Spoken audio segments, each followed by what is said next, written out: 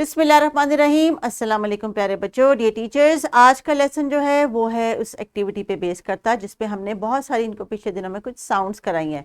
तो किताब पे जो आज का मौजू है कि हरूफ तहजी फे, काफ, काफ, गाफ के ख़ानदान का इतलाक। तो यही बच्चों ने आज प्रैक्टिस करनी है राइटिंग की।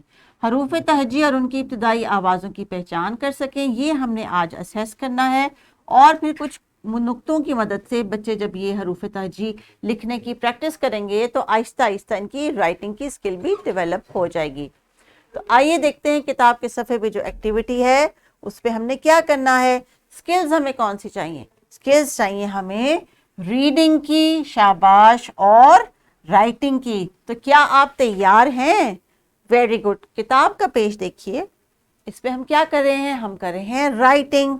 लेकिन टीचर्स, चूंकि हम राइटिंग एक सर्टेन कॉन्सेप्ट के साथ दे रहे हैं कि हरूफ तहजी चूंकि अपनी अशकाल बदल लेते हैं और हम नर्सरी क्लास में इब्तदाई अशकाल को फोकस कर रहे हैं, तो जहाँ जहाँ पे कंफ्यूजन आ सकती है उसको हम एड्रेस करेंगे इस लेसन में। जैसे कि फ़े और काफ, ये बुनियादी शक्लें हैं गाफ की भी और काफ की भी, इसलिए हम इन्हीं पे फोकस करेंगे। आपने इस लेसन को कंटिन्यू करना है विद डिफरेंट वर्कशीट्स और एक्टिविटीज़।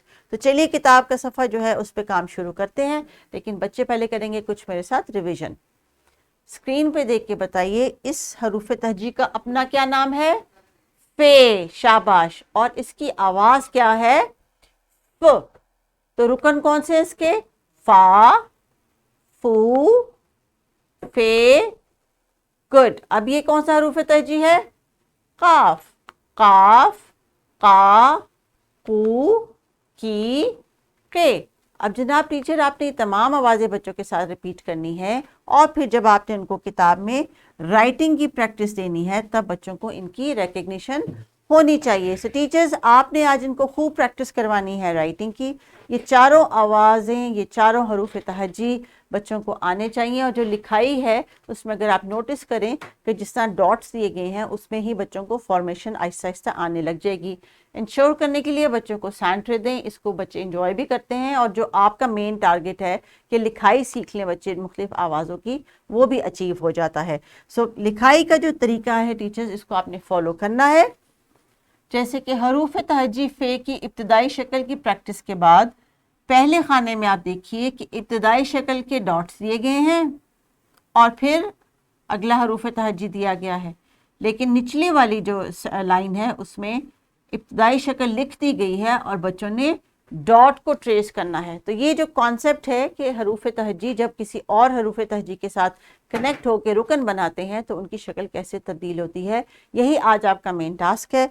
इसीलिए एक्स्ट्रा प्रैक्टिस की वर्कशीट भी सिमिलर दी गई है ताकि बच्चे उसी लर्निंग को घर जाके भी प्रैक्टिस कर लें और फिर इनको शेयर करें अपने फ्रेंड्स के साथ भी और आपके साथ भी कि इन्होंने जो अरकान उनको लिखने की प्रैक्टिस कर ली है।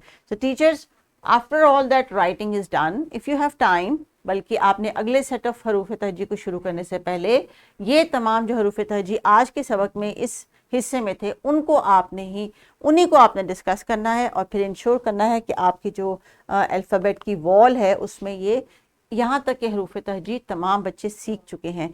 कोई ऐसा हरूफ तहजी या एक्टिविटी जो आपको लगता है रिवाइज करने की ज़रूरत है, अगले लेटर और साउंड को शुरू करने से पहले उसको रिवाइज कर लीजिए। So please continue. Take care. अल्लाह हाफिज़।